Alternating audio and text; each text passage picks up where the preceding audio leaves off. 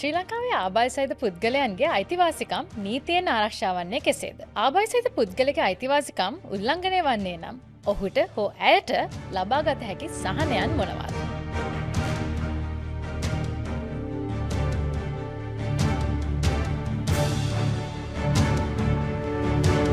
ඉතින් අදත් ඔබ එකතු වන්නේ ශ්‍රී ලංකාවේ නීති ඉතා සරල ලෙසින් ඔබට පැහැදිලි කරන නොයෝ නීති පොඩ්කාස්ට් මාලාවේ තවත් එක් වැඩසටහනක් සමගයි. මම ගයිමි වීරසිංහ. ඉතින් අද අපි කතා කරන්න යන්නේ ශ්‍රී ලංකාවේ 1996 අංක 28 දරන ආබාධ සහිත තැනැත්තන්ගේ අයිතිවාසිකම් ආරක්ෂා කිරීමේ පනත සම්බන්ධයෙන්. ඉතින් මේ සම්බන්ධයෙන් අපි සමග කතා කරන්න අපි ආරාධනා කරා ජ්‍යෙෂ්ඨ නීතිඥ සුපුන් ජයවර්ධන මහතාට. ඔහු කොළඹ විශ්වවිද්‍යාලයේ නීතිය සම්බන්ධයෙන් පළමු පන්තියේ උපාධියක් ඇති අතර ඒ වගේම නීතිය පිළිබඳ පශ්චාත් උපාධියක් කොළඹ විශ්වවිද්‍යාලයෙන්ද මානව හිමිකම් නීතිය පිළිබඳ පශ්චාත් උපාධියක් මෙල්බන් විශ්වවිද්‍යාලයෙන්ද ඔහුට ඇත. ඒ වගේම ඔහු දැනට ශ්‍රී ලංකා දෘශ්‍යාබාධ ජාතික සම්මේලනයේ උපදේශන සහ උපාය මාර්ග මුලපිරීම් ප්‍රධානී ලෙසද කටයුතු කරනවා. ඔස්ට්‍රේලියානු මහ කොමසාරිස් කාර්යාලයේ ශ්‍රී ලංකා සහාය ඒකකයේ ඇතුළු විවිධ ජාතික සහ ජාත්‍යන්තර සංවිධාන සඳහා උපදේශක ලෙසද ඔහු කටයුතු කරනවා. ඒ වගේම ඔස්ට්‍රේලියානු සම්මාන ආදිශිෂ්‍ය ආබාධිත උපදේශක කණ්ඩායමේ දේශීය නියෝජිතයාද ඔහුයි. ඔහු ආබාධ සහිත පුද්ගලයන් සඳහා වූ ජාතික කවුන්සිලයේ හිටපු සමාජිකයෙක් වෙනවා. ඉතින් ඔබතුමාව බොහොම ගෞරවයෙන් පිළිගන්නවා. බොහොම ස්තුතියි ගායනි. ඉතින් මම අපේ සංවාදය ආරම්භ කරන්න මම පළවෙනිට ඔබතුමායි අහන්න කැමති මොකද්ද මේ පනත? ආබාධ සහිත පුද්ගලයන්ගේ අයිතිවාසිකම් ආරක්ෂා කිරීමේ පනත අපි කෙටියෙන් කොහොමද එහෙම නැත්නම් සරල විදිහට අපි කොහොමද කෙනෙක්ට අඳුන්ලා දෙන්නේ? හොඳයි. ආබාධ සහිත තැනැත්තන්ගේ අයිතිවාසිකම් ආරක්ෂා කිරීමේ පනත 1996 වසරේ තමයි මේ පනත ඉදිරිපත් වෙන්නේ. 1996 අංක 28 දරන පනත. මේ පනත කෙටියෙන් හඳුන්වනවා නම් මට පැහැදිලි කරන්න පුළුවන් මේ රටේ ශ්‍රී ලංකාවේ ආබාධ සහිත තැනැත්තන්ගේ අයිතිවාසිකම් සම්බන්ධව ප්‍රධානම නීතිය වෙන්නේ මේ ආබාධ සහිත තැනැත්තන්ගේ අයිතිවාසිකම් ආරක්ෂා කිරීමේ පනත. අපි දන්නවා අපේ ආණ්ඩුක්‍රම ව්‍යවස්ථාවේ 12 ව්‍යවස්ථාව මගින් දක්වලා තියෙනවා නැත්නම් රජයට අවසර දීලා තියෙනවා. ආබාධ සහිත තැනැත්තන්ගේ යහපත වෙනුවෙන් ධනාත්මක නීති අරගෙන එන්න ඒ ආකාරයට ගෙනෙන ධනාත්මක විශේෂ නීති කිසිවක් අන් අයගේ අයිතිවාසිකම් උල්ලංඝනය කිරීමක් විදිහට අපි සලකන්නේ නැහැ. ඉතින් මේ ප්‍රතිපාදනයට යටත්ව තමයි 1996 වසරේදී රජය පළවෙනි වතාවට මේ රටේ ආබාධ සහිත ප්‍රජාවගේ යහපත වෙනුවෙන් මේ නීතිය හඳුන්වලා දෙන්නේ. මේ පනතේ පූරිකාව මගින් කරුණු තුනක් දක්වලා තියෙනවා පනතේ බලාපොරොත්තු වෙන පනතේ අරමුණු විදිහට. එකක් තමයි ආබාධ සහිත ජනතාවට ආබාධ සහිත ප්‍රජාවට සමානාත්මතාවයෙන් යුතුව සැලකීම ප්‍රවර්ධනය කිරීම. ඒ වගේම ආබාධ සහිත තැනැත්තන් සම්බන්ධව ජාතික ප්‍රතිපත්තිය හඳුන්වා දීමට අවශ්‍ය නීති රාමුව සකස් කිරීම සහ ආබාධ සහිත තැනැත්තන් සඳහා වන ජාතික සභාව පිහිටවීමට අවශ්‍ය කටයුතු යෙදීම කියන කරුණු තුන තමයි මේ මූලිකව අපිට හඳුනා ගන්න පුළුවන් වෙන්නේ. පනත අපි අඳුන්වන්නේ අයිතිවාසිකම් ආරක්ෂා කිරීම පනත. එහෙම නැත්නම් ආබාධ පුද්ගලයන්ගේ අයිතිවාසිකම් ආරක්ෂා කිරීම පනත. ඒතර මොනවද මේ පනතෙන් අපේ ආරක්ෂා කරලා තියෙන අයිතිවාසිකම්? අතර මේ පනත යටතේ අයිතිවාසිකම් තුනක් විශේෂයෙන් දක්වලා තියෙනවා. නමුත් සඳහන් කරන්න ඕනේ ඊට අමතරව අයිතිවාසිකම් ගණනාවක් ලබා දෙන්න අවශ්‍ය පදනම සකස් කරලා තියෙනවා. මම දැන් කතා කරොත් එහෙනම් මූලිකව මේ පනතෙන් දක්වලා තියෙන අයිතිවාසිකම් පිළිබඳව පනතේ 23 වගන්තියෙන් පැහැදිලිව දක්වලා තියෙනවා ආබාධ සහිත තැනැත්තන්ට කැමති රැකියාවක නිරත වීමේ අයිතිය, අධ්‍යාපනය ලැබීමේ අයිතිය සහ භෞතිකව ප්‍රවේශ වීමේ අයිතිය කියන අයිතිවාසිකම් තුන පනතෙන් දක්වලා තියෙනවා. ඊට අමතරව අපි ගත්තොත් එහෙම ජාතික සභාව සතු බලතල යටතේ විශාල ප්‍රමාණයක ආබාධ සහිත තැනැත්තන්ගේ යහපත උදෙසා සහ ඔවුන්ගේ ජීවන මට්ටම ඉහළ නැංවීම සඳහා සහ ඔවුන්ට අන් අය හා සමාන සමාජ තත්ත්වයක් ජීවන තත්ත්වයක් ලබා දීම ඔවුන්ගේ සෞඛ්‍ය ප්‍රවර්ධනය කිරීම ඔවුන්ට තොරතුරු සහ sannivedanayට ඇති අයිතිවාසිකම් තහවුරු කිරීම වගේ කාරණා ගණනාවකට අදාළව නීති සහ රෙගුලාසි පනවන්න අවසරය පනත මගින් ලබා දීලා තියෙනවා. ඔව්. මේ ඔබතුමා සඳහන් කරා මේ ප්‍රවේශය සම්බන්ධයෙන්. අපි ප්‍රවේශය ගැන ගත්තොත් භෞතික ප්‍රවේශය කොහොමද අපි මේ පනත මගින් ඇත්තටම සහතික කරලා තියෙන්නේ? මේ පනත යටතේ 2006 වසරේදී රජය විසින් නිකුත් කරන 2006 අංක 1 දරන ආබාධ සහිත තැනැත්තන් සඳහා වන ප්‍රවේශ නියෝග. මේ ප්‍රවේශ නියෝග මගින් දක්වලා තියෙනවා රටේ ඕනෑම පොදු ස්ථානයකට සහ පොදු ප්‍රවාහනය ආබාධ සහිත තැනැත්තන් සඳහා ප්‍රවේශ පහසුකම් ඇති කර යුතුයි කියන එක. මෙතෙන්දී විශේෂයෙන් සඳහන් කළ යුතු දෙයක් වෙන්නේ ගයනේ පොදු ස්ථානයක් කියන එකෙන් අදහස් වෙන්නේ නෑ මේ රජයේ ගොඩනැගිල්ලක් කියන එක. අපි දන්නවා පොදු ස්ථානයක් කියන්නේ පොදුවේ පුද්ගලයෙක් භාවිත කරන ස්ථානයක්. එතකොට ඒකට ඇතුළත් වෙනවා රජයේ පොදු ගොඩනැගිලි. ඒ වගේම අපි ගත්තොත් උයන්, ඒ වගේම පදික වේදිකා, බස් නැවතුම් පළවල්, ඒ වගේම දුම්රිය නැවතුම් පළවල්, රජයේ රෝහල්, පාසල්, අධිකරණ, පොලිසි විතරක් නෙවෙයි. දැන් අපි පුද්ගලික අංශය විසින් පවත්වාගෙන යන වෙළඳසැල්, සුපිරි වෙළඳසැල්, සිනමා ශාලා මේවා මෙකී නොකී සියලුම දේවල් මෙහි පොදු ගොඩනැගිලි නැත්තම් පොදු ප්‍රවේශය යටතට ගැනෙනවා. ඒ නිසා ඇත්තට මේ රෙගුලාසි යටතේ දක්වලා තියෙන ආකාරයට 2006 වසරේ සිට පළමු වසර 3 තුල දැනට ඉදි කරලා තියෙන සියලුම ගොඩනැගිලි වල නැත්නම් පොදු ස්ථානවල ප්‍රවේශ පහසුකම් ඇති කළ යුතුයි.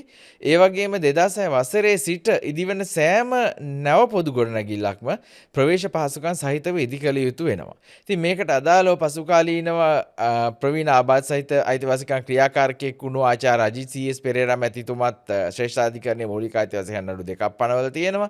ඒ අධිකරණ මගින් නැවත නැවතත් තහවුරු කළා මේ ප්‍රවේශ නියෝග ක්‍රියාත්මක කිරීමේ අවශ්‍යතාවය. ඒ වගේම මෑත කාලීනව අනුරාධපුර පළාත්බද මහාධිකරණය විසින් අලුතින් අධිකරණ තීන්දුවක් ලබා දුන්නා මහවසිට වවුනියාව දක්වා වන දුම්රිය මාර්ගයේ දුම්රිය ස්ථාන සියල්ලක්ම ආබාධ සහිත තැනැත්තන්ට ප්‍රවේශ පහසුකම් සහිත විදි කළ යුතුයි කියලා. ආබාධ සහිත කාන්තා සංවිධාන ආකාශ සංවිධානය වෙනුවෙන් තමයි එම නඩුව ගොනු කෙරෙන්නේ. ඉතින් මේ විදිහට මේ ප්‍රවේශ පහසුකම් ක්‍රියාත්මක කිරීමේ වගකීමෙන් සියලුම රාජ්‍ය සහ පෞද්ගලික අංශය බැඳිලා ඉන්නවා. මේ ප්‍රවේශ පහසුකම් මොනවද? එහෙම නිර්ණායක මොන හරි ලබා දීලා තියෙනවද නැත්නම් ඒක එකින් එකට වෙනස් වෙන නිර්ණායකයන්ද? ප්‍රවේශ පහසුකම් වශයෙන් ගත්තාම නිර්ණායක ගණනාවක් දක්වලා තියෙනවා. විශේෂයෙන්ම අපි දන්නවා රෝද පුටුවෙන් ගමන් කරන තැනැත්තන් සඳහා පඩිපෙළ භාවිත කිරීමේ අපහසුතාවයක් ඔවුන්ට තියෙනවා. ඒ අනුව මේ රෙගුලාසි මගින් දක්වනවා සෑම ස්ථානයක්ම බෑවුම් සහිත මාර්ග වලින් ඉදි කළ යුතු බව. ඒ වගේම සංඥා භාෂාව භාවිත කරන තැනැත්තන් සඳහා සංඥා පුවරු, ඒ වගේම දෘශ්‍යාභාවිත තැනැත්තන් සඳහා අපි දන්නවා ටැක්ටයිල් එකේ කියන්නේ සුදු සැරයටේ භාවිතයෙන් හඳුනාගත හැකි ආකාරයෙන් ස්ථානයේ ඉදි කළ යුතු බව මේ කරුණු සියල්ලම අන්තර්ගත කරලා තියෙනවා. මගෙන් අහන්න කැමති දැන් මේ පනත එන්නේ 1996. ඒ කියන්නේ අද වෙන විට අවුරුදු 29කටත් වැඩිය. එතකොට දැන් මේ පනත කොහොමද ආබාධ සහිත පුද්ගලික දෛනික ජීවිතය යහපත් විදිහට පවත්වා ගන්න? එහෙම නැත්නම් අපි හිතනවා සාමාන්‍ය පුද්ගලෙක් විදිහට පවත්වා ගැනීමට වටපිටාව කොහොමද සකසලා දීලා තියෙන්නේ? මේ පනත හරහා මම කිව්වා කලින් විශාල පියවරක් තිබ්බා ආබාධ සහිත තැනැත්තන්ගේ අයිතිවාසිකම් ආරක්ෂා කරන්න. නමුත් දෛනික ජීවිතය ගත්තාම අද වෙනකොට ඒ මත පදනම් වෙලා අපි දන්නවා 1997 දී අන්තර්කරණය පිළිබඳ ශ්‍රී ලංකා අධ්‍යාපන ප්‍රතිසංස්කරණය යටතේ අන්තර්කරණය හඳුන්වලා දෙනවා. ඒ අනුව දෘශ්‍යාබාධ සහ අපි දන්නවා නැත්තම් ආබාධ සහිත තැනැත්තන් මීට කලින් යොමු කළේ විශේෂ පාසල් වලට. නමුත් ඒ තුළින් සාමාන්‍ය පාසල් තුළ අධ්‍යාපනය ලැබීමේ අයිතිය ලබා දීලා තියෙනවා. ඒ වගේම රැකියා අයිතිය පිළිබඳ පිළිගැනීමක් තියෙනවා. නමුත් එදිනෙදා ජීවිතයට අදාළව ගත්තාම මෑත කාලයක් වෙනතුරු මේ පනත ක්‍රියාත්මක වීම ඉතා අවම තත්වයක තිබුණා. ඒක කනගාටුවෙන් උනත් කියන්න ඕනේ. ඒකට කාරණු කීපයක් බලපෑවා. එකක් තමයි මේ පනත පිළිබඳව ආබාධ සහිත ප්‍රජාව දැනුවත් නොවීම, නිසි පරිදි දැනුවත් නොවීම සහ අපි දන්නවා පනතේ යටතේ පනතේ 24 වන වගන්තිය යටතේ මේ පනතේ අයිතිවාසිකම් උල්ලංඝනය වෙන අවස්ථාවලදී මහා අධිකරණයේ ඉදිරියේ නඩු පැවරීමට හැකියාවක් තියෙනවා. ඉතින් ඒක ඊටාම විශේෂී අවස්ථාවක්. මොකද ආබාධ සහිත තැනැත්තන්ට ඍජුවම තමන්ගේ ගැටලුව මහා අධිකරණය වෙත ගෙනියන්න පුළුවන්. නමුත් ඒ වගේ නඩු අපිට දකින්න ලැබෙන්නේ නැහැ. අතර මේ පළවෙනි නඩුව තමයි මෑත කාලේ අනුරාධපුර පළාත්බද මහා අධිකරණයේ ඉදිරියේ විභාග වුණේ. ඒ වගේම මීට කලින් ශ්‍රේෂ්ඨ අධිකරණයේ ඉදිරියේ නඩු දෙකක් පමණක් ගොනු කරලා තියෙනවා. ඒ වගේම රජයේ ප්‍රතිපත්තිය තුල මෑතක් වනතුරුම මේ ආබාධ සහිත ප්‍රජාවට අවශ්‍ය මේ පනත ධනාත්මකව බලාත්මක කිරීමේ පියවරයන් ඉතාම අඩු ආකාරයෙන් ක්‍රියාත්මක වුණේ. මොකද මෑතක් වනතුරු මේ රටේ ආබාධ සහිත ප්‍රජාව සැලකුණේ ආර්ථික වශයෙන් අක්‍රීය ප්‍රජාවක් විදිහට. නැත්තම් ඒ අය යමක් ලබන්නන් නැත්නම් යැපෙන්නන් පිරිසක් විදිහට තමයි හඳුනාගත්තේ. ඉතින් අපිට දකින්න ලැබෙනවා මේ වෙනකොට ක්‍රමක්‍රමයෙන් ඒ දෘෂ්ටි කෝණය වෙනස් වෙලා ආබාධ සහිත ප්‍රජාව ගැන ටිකක් ධනාත්මකව බලන ස්වභාවයක්. ඒ නිසා මම හිතනවා මේ පනත උපරිම වශයෙන් භුක්ති විඳින්න මේ රටේ ආබාධ සහිත ප්‍රජාවට අවසර ලැබුණේ නැහැ. නමුත් පනත වශයෙන් ගත්තොත් ඒ තුල ඇතන ප්‍රජාව වෙනුවෙන් විශාල වෙනස්කම් කරන්න අවශ්‍ය පදනම තියෙනවා. ඔබතුමා මේ සංවාදය පටන්ගත්කොටම කිව්වා මේ ආබාධිත සහිත පුද්ගලයන්ගේ මේ සඳහා වූ ජාතික කවුන්සිලය පිහිටුවලා තියෙනවා මේ පනත මගින්.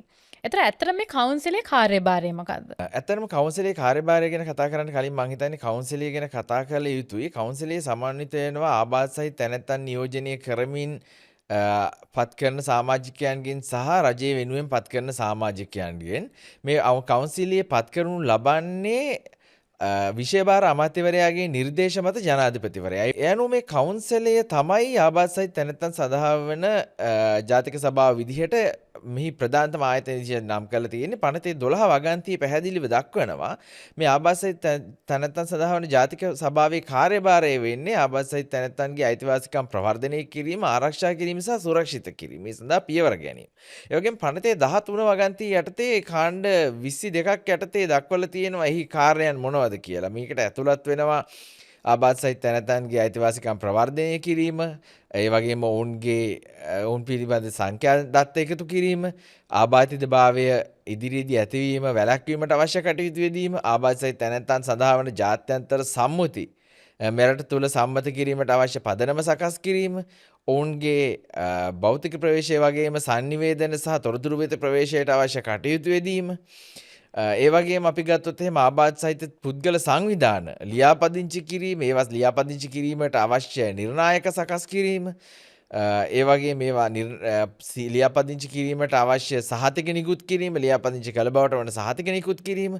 ඒ විතරක් නෙවෙයි. දැන් අපි පනතේ 25 වගන්තියට ගියොත් එහෙම පනතේ 25 වගන්තියේ දක්වලා තියෙනවා ආබාධ සහිත තැනැත්තන් සම්බන්ධයෙන් රෙගුලාසි සකස් කිරීමේ හැකියාව. ඒ අනුව මේ පනත යටතේ සකස් කරන රෙගුලාසි පාර්ලිමේන්තුව විසින් අනුමත කිරීමෙන් පසු නීතියක් බවට පත් වෙනවා.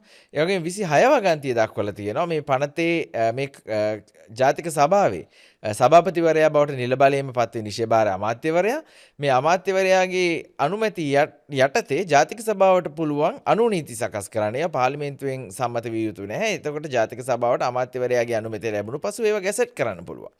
ඒ වගේම පනතේ 28 29 වගන්තිය යටතේ ජාතික සභාවේ සමාජිකයන්ගේ විනිර්මුක්තිය පිළිබඳ දක්වනවා. ඒ වගේම 32 33 වගන්තිය යටතේ ජාතික සභාවේ සමාජිකයන්ට පුළුවනි කිසියම් වූ ස්වේච්ඡා සංවිධානයක කාර්යාලයකට ගිහිල්ලා කිසියම් විමර්ශන කටයුත්තක් කරන්න. ඒ විතර නෙවෙයි පන්තේ 34 වගන්තියෙන් දක්වනවා ජාතික සභාව විසින් නියම කරන කිසියම් රෙගුලාසියකට නියෝගයකට විරුද්ධව කටයුතු කරන කෙනෙක් නැත්නම් ඒක පිළි නොපදින කෙනෙක්ට රුපියල් 10000ක දඩයක් නැත්නම් එක් වසරක් නොඉක්මවන සිරදඬුවමක් නිකුත් කරන්න පුළුවන්. ඒ වගේම මේ දඬුවම පනතේ 35 වගන්තිය දක්වනවා ඕනෑම ආයතනයක් විසින් මේ දඬුවම කළොත් වරද කළොත් ආයතනයේ අධ්‍යක්ෂකවරුන් ඒ වරදට යටත් වෙනවා සහ ඔවුන්ටත් දඬුවම් කිරීමට නීතියෙන් බලය ලබා දීලා තියෙනවා. ආබාධ සහිත තැනැත්තන් සඳහා වන ජාතික සභාව කියන්නේ සෑහෙන බලතල ප්‍රමාණයක් භුක්ති විඳින ආයතනයක්. බලතල ගොඩක් තියෙනවා. ඒගොල්ලන්ගේ කාර්යයන් ක්‍රියාත්මක වීමේ සමහරලාට පොඩි අඩුපාඩුකම් තියෙන්න පුළුවන්. ඒතකොට ඇත්තටම ගත්තොත් ජාතික කවුන්සිලය ප්‍රායෝගික වශයෙන් කොතනද ඉන්නේ මේ බලතල ක්‍රියාත්මක කිරීම සම්බන්ධයෙන්? ආබාධ සහිත තැනැත්තන් සඳහා වන ජාතික සභාවේ හිටපු සමාජිකයෙක් විදිහටම මේ බලතල ක්‍රියාත්මක කිරීමේ යම් අපහසුතා පිළිබඳ මමත් ප්‍රායෝගිකව අත්විඳලා තියෙනවා. ඒ සම්බන්ධව මම හරි කැමතියි කතා කරන්න. මේකේ තියෙන එක ගැටලුවක් වෙන්නේ අපි දන්නවා මේ ජාතික සභාවේ නිල බලයෙන්ම සභාපතිවරයා වෙන්නේ අමාත්‍යවරයා. එතකොට ඔහු කැබිනට් අමාත්‍යවරයෙක් ඔහු විධායකයට සම්බන්ධ වෙනවා. ඉතින් මේ නිසා මම හිතන්නේ ජාතික සභාවට ස්වාධීනව කටයුතු කිරීම කියන ගැටලුව මෙතෙන්දි මතුවෙනවා. මොකද අපි දන්නවා අද වෙනකොට ලෝකයේ පිළිගත් කාරණා වෙන්නේ සහ ශ්‍රී ලංකාවේ එක්සත් ජාතීන්ගේ ආබාධ සහිත තැනැත්තන් සඳහා වන ප්‍රඥප්තියට අත්සන් කරපු රටක් 2007. ඉතින් එහි 33 වගන්තියේ පිළිගන්නේ ස්වාධීන ආයතනයක් කරා මේ ආබාධ සහිත තැනැත්තන්ගේ අයිතිවාසිකම් ආරක්ෂා කළ යුතුයි කියන එක. ඉතින් මෙහි ස්වාධීනත්වයට මෙන්න මේ කරුණ බාධාවක් වෙනවා. ඒ වගේම අපි දන්නවා මේ සඳහා සමාජිකයන් පත් කරන්නේ අතිගරු ජනාධිපතිවරයා. නමුත් ශ්‍රී ලංකාවේ ගොඩක් ආයතනවල දකින්න ලැබෙනවා වගේම මේ සඳහා නාම යෝජනා සිදු කිරීමට නිසි වැඩපිළිවෙලක් නැහැ. ඒ නිසා අමාත්‍යවරයා තමයි මේ සඳහා නාම යෝජනා සිදු කරන්න. ඉතින් එතකොට ඒක ටිකක් අක්‍රමවත් ආකාරයෙන් සිද්ධ වෙන්නේ. සමහර වෙලාවල් වලට පොදුවේ දැනුම් දීමක් හරහා නැත්නම් අපි දන්නවා ආබාධ සහිත තැනැත්තන්ට අදාළව කෙරෙන දැනුම් දීම් නිවේදන ඔවුන්ට ප්‍රවේශ විය හැකි ආකාරයෙන් විය යුතුයි. එතකොට දෘශ්‍යාබාධිත තැනැත්තන්ට නම් අපි දන්නවා තිර කියවන නැත්නම් ස්ක්‍රීන් රීඩර්ස් හරහා කියවිය හැකි විය යුතුයි. පුළුවන් නම් බ්‍රේල් මාධ්‍යයෙන් අදාළ දෘශ්‍යාබාධිත පුද්ගල සංවිධාන වලට දැනුම් දෙන්න ඕනේ. ඒ වගේම ශ්‍රවණාබාධිත සහිත තැනැත්තන්ට මේ ගැන දැන ගැනීම සඳහා සංඥා භාෂාවෙන් නිකුත් කරන්න ඕනේ බඳවා ගැනීම සම්බන්ධ පණිවිඩයක්. ඒ වගේම අනිකුත් ආබාධ සහිත තැනැත්තන් ඉන්නවා. ඒ වගේම දෙමාපිය සංවිධාන ඉන්නවා. බුද්ධිමය වුණතා සම්බන්ධ දරුවන්ට අදාළව. ඉතින් මේ සියලු සංවිධානවලට නිසි ආකාරයෙන් පණිවිඩයක් යොමු කෙරෙන්න ඕනේ අපි බඳවා ගැනීම සිදු කරන ආබාධ සහිත තැනැත්තන් සඳහා වන ජාතික සභාවට කියලා. නමුත් අද වෙනකොට එවැනි කාර්යභාරයක් නැහැ. ඒ වගේම ජාතික සභාව රැස්වීම සම්බන්ධයෙන් කතා කළොත් ජාතික සභාව මෙච්චර කාලයකට සැරයක් රැස්විය යුතුයි කියන එක පනතින් දක්වලා නැහැ. ඒ නිසා එහි සභාපතිවරයා විදිහට අමාත්‍යවරයාගේ අභිමතය පරිදි තමයි ජාතික සභාව රැස්වීම සිදු වෙන්නේ. ඉතින් ඒක මට මතකයි ඇත්තටම COVID-19 වසංගතය ඇති වෙලා තියෙන කාලෙදී ඒ වෙනකොට තමයි මම ජාතික සභාවේ සමාජිකයෙක් වශයෙන් පත් වුණේ. ඉතින් පත්වීම් ලිපිය ලබලා සැලකිය යුතු කාලයක් අපි ජාතික සභාව විදිහට ලොකු ඉල්ලීමක් කළා අමාත්‍යවරයාට සහතිකරු ජනාධිපතිතුමාගෙන් කරුණාකරලා මේ ජාතික සභාව රැස් කරන්න කියලා. ඇත්තටම ඒ වකවානුව තමයි මේ ජාතික සභාව රැස් කළ යුතුම වකවානුව. මොකද COVID-19 වසංගතය තුල ආබාධ සහිත ප්‍රජාව දැඩි වශයෙන් අසරණ භාවයට පත් වුණා. නමුත් පනතේ ඒ සම්බන්ධව නිශ්චිත ප්‍රතිපාදන නැති නිසා ජාතික සභාව රැස් කරන්න විදිහක් නැහැ. ඉතින් එතකොට සමහර අවස්ථාවලදී මාස 3-4 යනකම් ජාතික සභාව රැස් වෙන්නේ නැහැ. එතකොට ජාතික සභාව ක්‍රියාත්මක කිරීම සඳහා පනතේ 14 සහ 15 ගන්ති මගින් දක්වලා තියෙන ජාතික සභාවට බලය තියෙනවා. ලේකම් කාර්යාලයක් පිහිටවන්න. ඒ අනුව තමයි ආබාධිත සහිත තැනැත්තන් සඳහා වන ජාතික මහලේකම් කාර්යාලය බිහි වෙන්නේ. ඉතින් හැබැයි අද වෙනකොට මේ ජාතික සභාව නිසි පරිදි රැස් කරන්න ප්‍රතිපාදනයක් නොවීම නිසා ජාතික මහලේකම් කාර්යාලය විසින් ජාතික සභාව මෙහෙවන තත්ත්වයක් නිර්මාණය වෙලා තියෙනවා. මොකද ජාතික සභාවට අදාළ ලියකියවිලි වලට පිළිතුරු ලබා දීම, ඊට අදාළ සම්බන්ධීකරණ කටයුතු වගේ ගොඩක් දේවල් මහලේකම් කාර්යාලය හරහා සිද්ධ වෙනවා. ඒ වගේම ජාතික සභාව රැස් වෙනවා. ඊට පස්සේ ඊළඟ රැස් වෙන දිනය පිළිබඳ නිශ්චිත බවක් නැහැ. මේ වගේ කාරණා නිසා ප්‍රායෝගිකව ගත්තාම ජාතික සභාවට තමන්ගේ බලතල උපරිම වශයෙන් ක්‍රියාත්මක කරන්න ඒක බාධාවක් බවට පත් වෙලා තියෙනවා. දැන් ඔබතුමා සඳහන් කරා ජාතික කවුන්සිල විසින් මහලේකම් කාර්යාලය පිහිටුවලා තියෙනවා. ඒතර මේ වගේ තවත් ජාතික ආයතන තිබෙනවද මේ අපිට ආබාධ සහිත පුද්ගලයන් සම්බන්ධයෙන් පිහිටවන? ආබාධ සහිත තැනැත්තන් සඳහා වන ජාතික සභාව දැන් මේ පනත බැලුවොත් එහෙනම් පනතේ දක්වලා තියෙන වචනේ තමයි විෂය භාර අමාත්‍යවරයා. ඒතර විෂය කියන එක කාලයෙන් කාලයට වෙනස් වෙන්න පුළුවන්. නමුත් මේ රටේ සම්ප්‍රදායක් විදිහට 1996 වසරේ ඉඳන් වැඩි කාලයක් මේ ජාතික සභාව ක්‍රියාත්මක වෙන්නේ සමාජ සේවා අමාත්‍යාංශය යටතේ.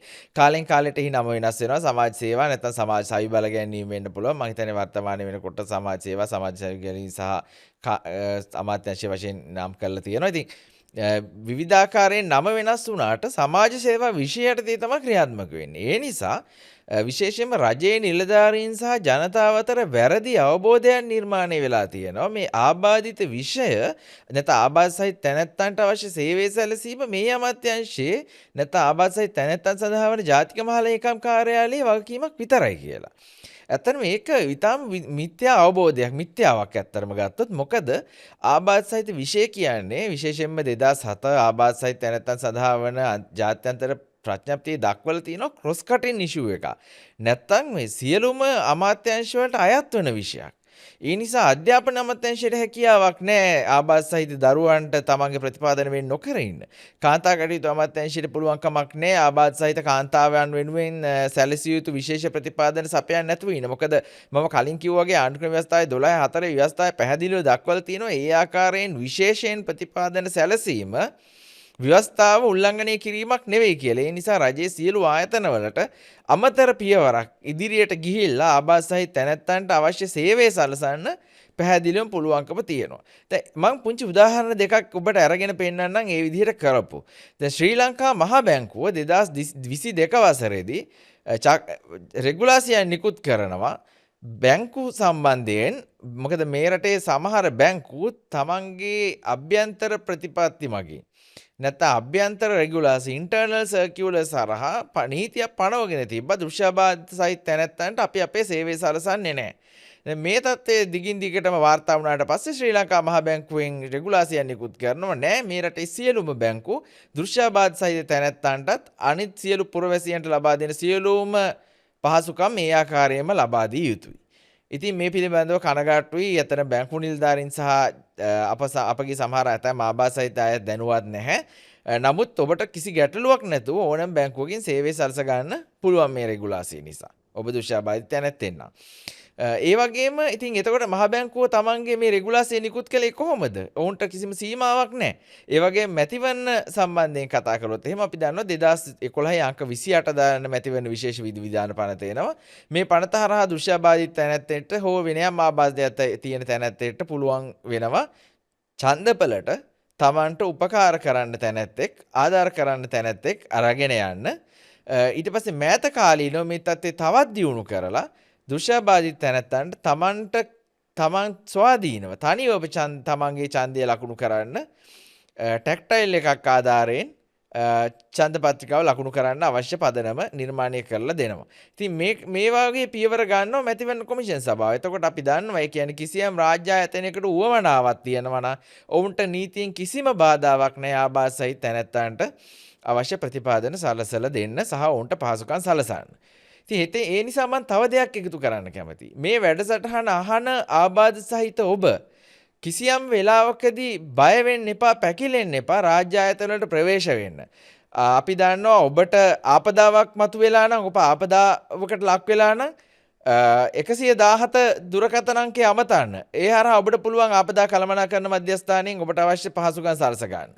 ඒ වගේම 1990 අනිත් අය හා සමානවම ඔබට අවශ්‍ය ගිලන් සේවා සපයන්න බැඳිලා ඉන්නවා.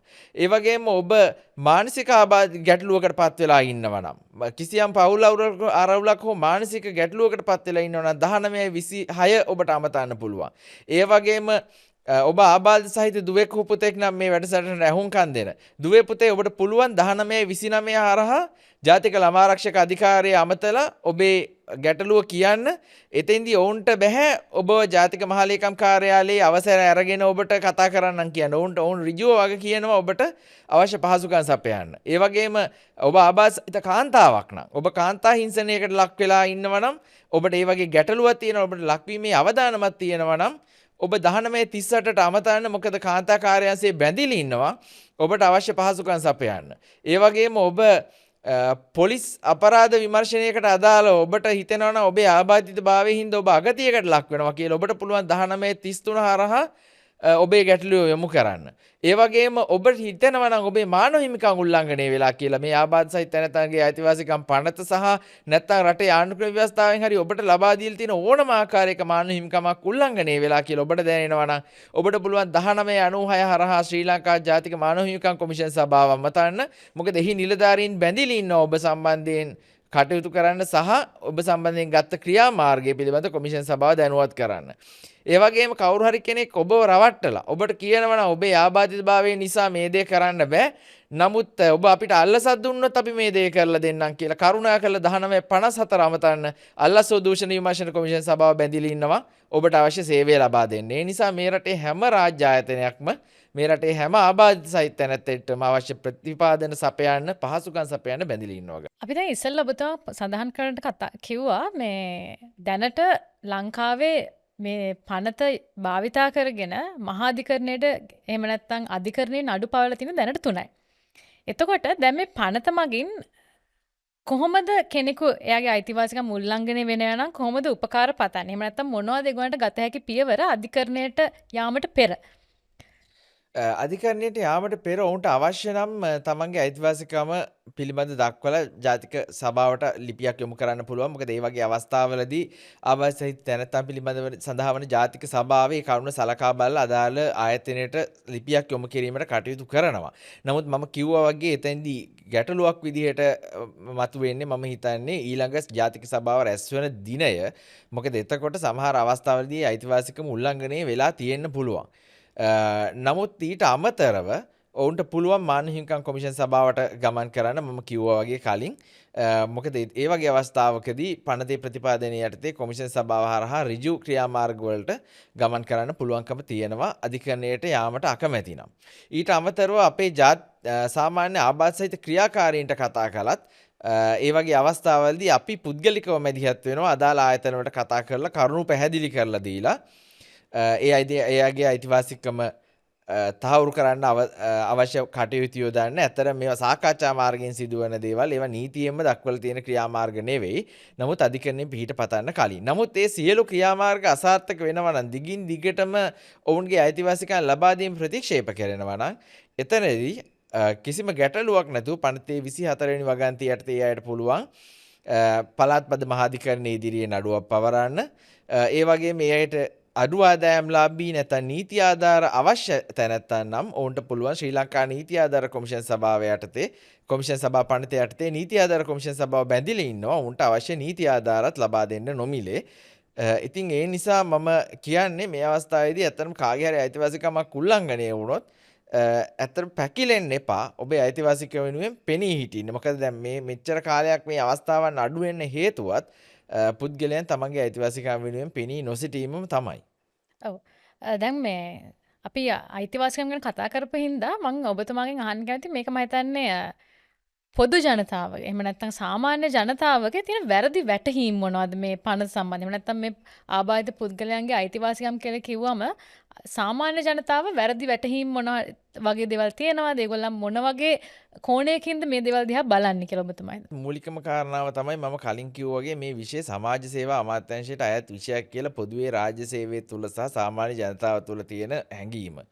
මොකද මේ ආබාධ සහිත තැනැත්තන් සහ ආබාධිත පුද්ගල දීමනාව ලැබෙන්නේ සමාජ සේවා අමාත්‍යාංශය හරහා වීම නිසා සහ ගොඩක් සුබ සාධන කටයුතු සමාජ සේවා අමාත්‍යාංශය මැදිහත් වෙලා සිදු කරන නිසා ඒ වැටහීම නිර්මාණය වෙලා තියෙනවා. ඉතින් එහෙම නැහැ. මේ රටේ සියලුම රජයේ සියලුම ආයතන ආබාධ සහිත තැනැත්තන්ට අවශ්‍ය පහසුකම් සලසන්න බැඳිලා ඉන්නා වගේම පුද්ගලික ආයතන උනත් දැන් අපි ගත්තොත් එහෙම රැකියාවක් කිරීමේ අයිතිය පනතේ 23 වගන්තියෙන් පිළි අරගෙන තියෙන රැකියාවක නිරත වීමේ අයිතිය කියන එක රජයට විතරක් අයිති වෙන එකක් නෙවෙයි. දැන් මෑත කාලීනව මම හිතන්නේ මේ වසරේ අයවැය යෝජනා මගිනුත් අධිකරු ජනාධිපතිතුමා මේ ගැන අවධානය කළා. මොකද එතුමා කිව්වා පුද්ගලික අංශයේ රැකියාවක නිරත වෙන තැනැත්තෙක්ටත් මාස 24ක් යනකම් රුපියල් 15000ක දීමනාවක් ඒ අදාළ ආයතනයට ගෙවනවා ආබාධ සහිත තැනැත්තෙක් රැකියාවේ යොදවනවා. ඉතින් ඒකෙම පේනී යන දෙයක් තමයි මේ පනත හරහා රජයේ රැකියාවක් විතරක් නෙවෙයි පුද්ගලික අංශයේ රැකියාවක් උනත් නිරත වෙන්න අයිතිය තියෙනවා. ඉතින් ඔබ සුදුසුකම් ලැබුව කෙනෙක් නම් ඒතකොට ඔබ ඉදිරියට එන්නේ සුදුසුකම් ලැබුව කෙනෙක් නම් ඔහුගේ ආබාධිතභාවය මත ඔබට බෑ ඔහුට අවශ්‍ය ඔහුගේ රැකියාව ලබා දෙන්නේ නැහැ කියන්න. ඒ හරහා ඔබ පනත යටතේ වරදක් කරනවා සහ ඇත්තටම මහාධිකරණයේ යටතේ නඩු නිමිත්තකට ඔබ භාජනය වෙන්න ඉඩ තියෙනවා නඩුවක් පැවරුවොත්. ඒ නිසා මම හිතනවා ජනතාව මේ පිළිබඳ අවබෝධයක් ලබා ගත යුතුයි. ඒ වගේම පනතට පිටින් ගිහින් කතා කළොත් එහෙම දිගු කාලයක් තිස්සේ මේ ආබාධ සහිත තැනැත්තන්ට අදාළව මේ ආබාධිත දීමනා වගේ දේවල් සහ පහසුකම් සැපයීම රජයේ විසින් යමක් කළ යුතුයි වගේ දේවල් එක්ක පොදු ජන මනසට ගිහින් තියෙන දෙයක් තමයි මේ ආබාධ සහිත ප්‍රජාව කියන්නේ මේ රටේ යැපෙන්නන් පිරිසක් කියලා. එහෙම නෑ. දැන් අපි ගත්තොත් එහෙම අපි වෘත්තිකයන් වශයෙන් කටයුතු කරනවා මේ රටේ ආබාධ සහිත වෘත්තිකයන් ගණනාවක් ඉන්නවා. ශ්‍රී ලංකා මහ බැංකුව ගුරු සේවය ඒ වගේම අපි නීතිඥවරු වශයෙන් ගත්තත් ඒ වගේ විවිධාකාර වෘත්තීන්හි නිරත වෙන ආබාධ සහිත ප්‍රජාව මේ රටේ සංවර්ධනයට දායක වෙනවා. ඒ වගේම අපි දන්නවා සමහර ආබාධ සහිත ව්‍යවසායකයන් ඉන්නවුන් යටතේ අනාබාධිත විශාල පිරිසක් රැකියා කරනවා. ගොඩක් අවස්ථාවල ආබාධ සහිත තැනැත්තා පවුලක ගෘහමූලිකයෝ වෙනකොට පවුලේ සමාජිකයෝ වෙන්නේ අනාබාධිත තැනැත්තන්. ඒ නිසා මේ ආබාධ සහිත ප්‍රජාව දිහා ධනාත්මකව බැලිය යුතුයි. මොකද ඔවුන්ට සපේන පහසුකමක් වියදමක් වෙන්නේ නැහැ. දැන් අපි ගත්තොත් එහෙම මේ රටට ආබාධ සහිත විදේශිකයන් ගණනාවක් එනවා. ඉතින් ඔවුන් ඇවිල්ලා ඔවුන් උපයපු ඩොලර් මේ රටේ වියදම් කරනවා. ඉතින් ඒක මේ රටේ ඩොලර් ආදායමට එකතු වෙනවා. ඒ වගේම අපි ගත්තොත් තරු හෝටල් ගත්තොත් ඒ හෝටලයකට තරු හෝටලයක් බවට පත් වෙන්න නම් ඒ වගේ ප්‍රවේශ පහසුකම් අනිවාර්යයි. ඒ වගේම විදේශීය සංවිධාන තමන්ගේ සම්මන්ත්‍රණ සමුළු පවත්වනකොට බලනවා මේ රටේ මේ නගරේ මේ ප්‍රදේශයේ මොනතරම් දුරට ප්‍රවේශ පහසුකම් තියෙනවද කියලා. ඒ නිසා මේ දේවල් දිහා අපි ධනාත්මකව බලන්න ඕනේ. ආබාධ සහිත ප්‍රජාව සඳහා පහසුකම් සැලසීම කියන්නේ වියදමක් නෙවෙයි. ඇත්තටම අද වෙනකොට තවදුරටත් ඒක වියදමක් නෙවෙයි. මේ පවතින තත්ත්වයේ යටතේ ඒක ආයෝජනයක් කියන එක මම මතක් කරන්න කැමතියි සාමාන්‍ය ජනතාවට. දැන් ඔබතුමා සඳහන් කරා මේ විදේශිකයන්නුත් පැමිණෙනවා. එතකොට ඒගොල්ලන් එනවා මේ පහසුකම් ලබා දෙන වියදමක් නෙමෙයි. දැන් ජාත්‍යන්තර වශයෙන්ුත් ප්‍රමිතීන් මේ සම්බන්ධයෙන් සකස් කරලා තියෙනවා. එතකොට ඒවත් එක්ක ගත්තම ලංකාවේ නීතියයි ජාත්‍යන්තර ප්‍රමිතීන් සමග සැසඳුවත් අපි අද කොතනද ඉන්නේ? එතනම මේ පනත සකස් කර පිළිබඳ කතා කරොත් එහෙම අපි දන්නවා මේ පනත එක්සත් ජාතීන්ගේ ආබාධ සහිත තැනැත්තන් සඳහා වන ජාත්‍යන්තර සම්මුතිය 2007 සම්මුතියට කලින් නිර්මාණය වුණු පනතක්. ඒක ඉතා වැදගත් දෙයක්. එතකොට මේ සම්මුතිය නිර්මාණය වුණාට පස්සේ සම්මුතිය ලෝකයේ ගෝලීය වශයෙන් පිළිගත්තට පස්සේ ගොඩක් රටවල් තමන්ගේ නීති සංශෝධනයට ලක් කළා. ඉතින් ශ්‍රී ලංකාවෙත් නව ආබාධ සහිත අයිතිවාසිකම් පනතක් නිර්මාණය කිරීමට අදාළ කටයුතු කෙරමින් පවතිනවා වසර ගණනාවක් තිස්සේ. මොකද මේ පනත ධනාත්මක වුණාට මේ පනතේ තියෙන ඇතැම් ගැටලු සම්මුතියේ තියෙන ප්‍රතිපාදන අයිතිවාසිකම් ආරක්ෂා කරලා දෙන්න අසමත් වෙලා තියෙනවා. උදාහරණයක් විදිහට ගත්තොත් අපේ පනතේ ඍජුවල දක්වලා නැති අයිතිවාසිකම් ගණනාවක් සම්මුතියෙන් පිළිගන්නවා. විශේෂයෙන්ම යුක්තිය සඳහා ප්‍රවේශ වීමේ අයිතිය, ඒ වගේම පුද්ගලිකත්වයට ඇති අයිතිය, ඒ වගේම පුද්ගලයෙක් වශයෙන් පිළිගැනීමට ඇති අයිතිය, ඒ වගේම ප්‍රවේශ පහසුකම් පිළිබඳ ඉතා පුළුල් ප්‍රතිපාදන අන්තර්ගත වෙනවා අන්තර්ජාතික සම්මුතියේ 9 වෙනි වගන්තියේ.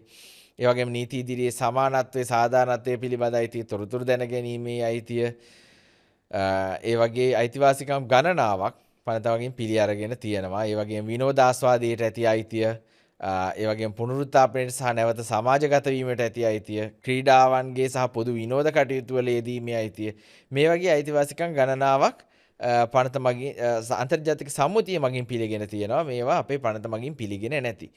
ඒ වගේම පනත් සම්මුතිය ක්‍රියාත්මක කිරීමට අදාළව හි පාර්ශවකාරී රාජ්‍යයක් විදිහට, මොකද ශ්‍රී ලංකාවත් මෙම සම්මුතිය පාර්ශවකාරී රාජ්‍යයක් බවට පත් වෙන 2016 පෙබරවාරි මාසයේ 8 වෙනිදා සම්මුතිය අත්සන් කරනවා. අත්සන් කළා අපි අපරානුමත කරනවා මේ සම්මුතිය. ඒ නිසා අපිට මේ සම්මුතියේ වගකීම් වලින් බැඳීම් වලින් නිදහස් වෙන්න බෑ. අපි බැඳිලා ඉන්නවා රාජ්‍යයක් විදිහට මේවා ඉටු කරන්න. ඉතින් සම්මුතිය 33 වගන්තිය මගින් පැහැදිලිව දක්වනවා මේ අයිතිවාසිකම් ක්‍රියාත්මක කිරීමේ යාන්ත්‍රණය කෙබඳු විය යුතුද කියලා. ඒ අනුව රටේ ඉහළම ආයතනයට අනුබද්ධව නැත්නම් අපි ගත්තොත් එහෙම අපේ රටේ නම් විධායකයට යටත්. ඒ කියන්නේ අපි දන්නවා අපේ රටේ ආයතන ධූරාවලිය තුළ විධායක බලය වැඩි වශයෙන් භුක්ති විඳින විධායක ජනාධිපතිවරයා. ඒ අනුව ජනාධිපතිවරයා හෝ අගමැතිවරයා යටතේ මේ විෂය තිබීමේ වැදගත්කම දක්වලා තියෙන සම්මුතියෙන් ඍජුව මේ වචන වලින් දක්වලා නැහැ. නමුත් රටේ ඉහළම නීතිය බලාත්මක කරන ආයතන වලට යටත්ව මේ විෂය පවත්වාගෙන යාමේ වැදගත්කම දක්වලා තියෙනවා. ඒ වගේම මේ සම්මුතිය ක්‍රියාත්මක කිරීම සඳහා ආයතනය සහ ඒ ක්‍රියාත්මක වෙනවද කියන එක අධීක්ෂණය කිරීම සඳහා අධීක්ෂණ යාන්ත්‍රණයක් පිහිටුවීමේ වැදගත්කම දක්වලා තියෙනවා. ඉතින් දැනට අපේ තියෙන ජාතික සභාව විතරයි. නමුත් ජාතික සභාවටත් මම කලින් කිව්වා අධීක්ෂණය කිරීමේදී යම් ගැටලු තියෙනවා. මොකද ජාතික මහලේකම් කාර්යාලය සහ ජාතික සභාව අතර සම්බන්ධීකරණයේ ගැටලු නිර්මාණය වෙලා තියෙනවා. ජාතික සභාවක් හැදවීම පිළිබඳ නිශ්චිත දිනයක් නැතිකම සහ ජාතික සභාවේ රැස්වීම පැවැත්වීමට අදාළ නිශ්චිත කාලවකවානුවක් නැතිවීම තුළ. ඒ නිසා අද වෙනකොට අපි මං හිතන්නේ මට අවසාන වශයෙන් පිළිතුරක් ලබා දෙනවා නම් ඔව් සම්මුතිය සහ දේශීය නීතිය අතර සංසන්දනයක් කළොත් අපිට කියන්න වෙන්නේ තවදුරටත් අපේ නීතිය වැඩි දියුණු විය යුතුයි කියන කාරණා. අපි තියනවා ආබාධ සහිත එහෙම නැත්නම් ආබාධිත disabled and differently abled. මේකේ ඇත්තටම මොකද්ද මේ තියෙන වෙනස මොකද්ද? මම හිතන්නේ ගොඩක් අපි සමහරවිට කතා කරනවා මේක දෙකම එකක්ද එහෙම නැත්නම් මේක දෙකක්ද මොකද්ද මේක ඇත්තටම තියෙන වෙනස? මෙහෙමයි මෙතනදී differently able කියන වචනේ එන්නේ ආබාධ සහිත තැනැත්තන් සඳහා පොඩි ධනාත්මක ආකල්පයක් ලබා දෙන්නේ. ඒ කියන්නේ differently able කියන එක සිංහලයට පරිවර්තනය කළොත් ගයුමේ වෙනස් හැකියාවන් සහිත කියලා අපිට දක්වන්න පුළුවන්. ඉතින් ඒ කියන්නේ වෙනස් නමුත් හැකියාවක් තියෙනවා කියන එක හොඳයි. ඒ කියන්නේ ආකල්පමය වශයෙන් හොඳයි. හැබැයි අපි මේක යොදාගද්දි තරම ප්‍රවේශම් සහගත වෙන්න ඕනේ. මේක විශේෂයෙන් ප්‍රතිපත්ති සහ රටේ තීරණ ගැනීමේ ක්‍රියාවලියේදී මේ වචනේ යොදාගද්දි ගැටලුවක් තියෙනවා. මොකද ආබාධ සහිත තැනැත්තා සම්බන්ධයෙන් ගත්තොත් එතනදී කරුණු දෙකක් ඉස්මතු වෙනවා. ඒ තමයි ඔව් ආබාධ සහිත තැනැත්තන් අනිවාර්යෙන් වෙනස් හැකියාවන් සහිතයි. ඒකේ කතා දෙකක් නැහැ. ඔවුන්ට මම කලින් කිව්වා වගේ ඔවුන් සම්බන්ධව ධනාත්මකව බැලිය යුතුයි. නමුත් මෙතනදී පහසුකම් සැපීම සම්බන්ධ කාරණාවකුත් තියෙනවා. දැන් අපි උදාහරණයක් ගත්තොත් දුෂ්‍යාබාධිත සහිත තැනැත්තෙක් නම් ඔහුට කිසියම් තැනක සිට තවත් තැනකට යන්න අවශ්‍ය මාර්ග පහසුකම් පැහැදිලිව තියෙන්න ඕනේ, ටැක්ටයිල් භාවිත කරලා තියෙන්න ඕනේ. එහෙම නැත්නම් ඒ තැන සිට අදාළ තැන දක්වා ගමන් කරන්න ඔහුට ආධාරයක් ලබා දෙන්න ඕනේ. කියන්නේ සහායක තැනැත්තෙක් ලබා දෙන්න ඕනේ. නැත්නම් ඔහුට තමන් කැමති තමන්ගේ පවුලේ කෙනෙක් කැටුව යන්න අවසර ලබා දෙන්න ඕනේ. ඒතර ඒක අනිවාර්යයි. හැබැයි ඩිෆරන්ට්ලි ඒබල් කියද්දි වෙනස් හැකියාවක් තියෙනවා කියන්නේ ඔහුට වෙනස් විදිහකට ඒ දේ කරන්න පුළුවන් කියන එක. ඒක තාර්කික වෙන්නේ නැහැ ප්‍රතිපත්ති සම්පාදනයේදී. අපි හිතමු පඩිපෙළක් තියෙනවා. එතකොට අපිට කියන්න බෑනේ ඇවිදීමේ අපහසුතාව තියෙන කෙනෙක්ට තමන්ගේ වෙනස් හැකියාව පාවිච්චි කරලා මේ පඩිපෙළ නැගගෙන එන්න කියලා. ඒ වගේ අවස්ථාවවලදී අදාළ ආයතනය නැත්නම් ඔහුට මේ ආරාධනා කරන ආයතනයේ හෝ පුද්ගලයා බැඳිලි ඉන්නව ඔහුට ඒ විදිහට ගමන් කරන්න පුළුවන් තැනකේ රැස්වීම සංවිධානය කරන්න නැත්නම් විදුලි සෝපානයක් හරි නැත්නම් අපි කියනවා රෑම්ප් එකක් නැත්නම් බෑවුම් සහිත මාර්ගයක් ඒ වෙනුවෙන් තියෙන තැනක් තෝරගන්න. එහෙම නැතුව අපි කිව්වොත් එහෙම ඔබේ වෙනස් හැකියාව පාවිච්චි කරලා මේ පඩිපෙළ නැගගෙන එන්න කියලා. එතෙන්දී ඒ වැයබර වැටෙන්නේ ආබාධ සහිත තැනැත්තා දිහාවට. ඒ නිසා තමයි මේ ඩිෆරන්ට්ලි ඒබල් කියන වචනේ හොඳයි. මේක ධනාත්මකයි. කමක් නැහැ. නමුත් ප්‍රතිපත්ති සම්පාදනයේදී සහ නීතිමය ලියවිලි හදනකොට සහ විශේෂයෙන් ආබාධ ප්‍රජාව අඳුන ගන්නකොට අපි ප්‍රජාවක් විදිහට කැමති ආබාධ සහිත කියන වචනේ භාවිත කරන්න. මොකද ඒක ඇත්තටම ගැටලුවක් නෙවෙයි. දැන් මෙතෙන්දී ආබාධ සහිත කියන වචනේ වෙනුවට වෙනස් හැකියාවන් කියන වචනේ ගේන්නේ ආබාධ සහිත කියන වචනේ පොඩි මදිපුංචිකමක් තියෙනවද කියන හැඟීමත් එක්කනේ. එතකොට මේ වචනේ කියනකොට එයාලගේ හිත රිදෙයිද දන්නේ නැහැ කියන එක. ඉතින් මම හිතන්නේ නැහැ කෙනෙක් ආබාධ සහිත කියන වචනෙන් හඳුන්වා දීම හිත රිදීමක් වෙන්නේ නැහැ. ඔහුට ගෞරවාන්විතව සලකනවා නම්. ඉතින් ගැටලුව වෙන්නේ ආබාධ සහිත තැනැත්තන්ට ගෞරවාන්විතව සැලකීම. එතෙන්දී ඔවුන්ගේ අනන්‍යතාවය අර්බුදයකට මං හිතන්නේ නෑ ගමන් කරයි කියලා. මං ඔබතුමාගේ අවසාන වශයෙන් අහන්න කැමතියි ඔබතුමාගේ පෞද්ගලික මතය අනුව මේ පනත තවදුරටත් වැඩි දියුණු කරනවා නම් මොන වගේ දේවල්ද තව මේ පනත ඇතුළත් වෙන්න ඕනේ මේ පනත තුළ?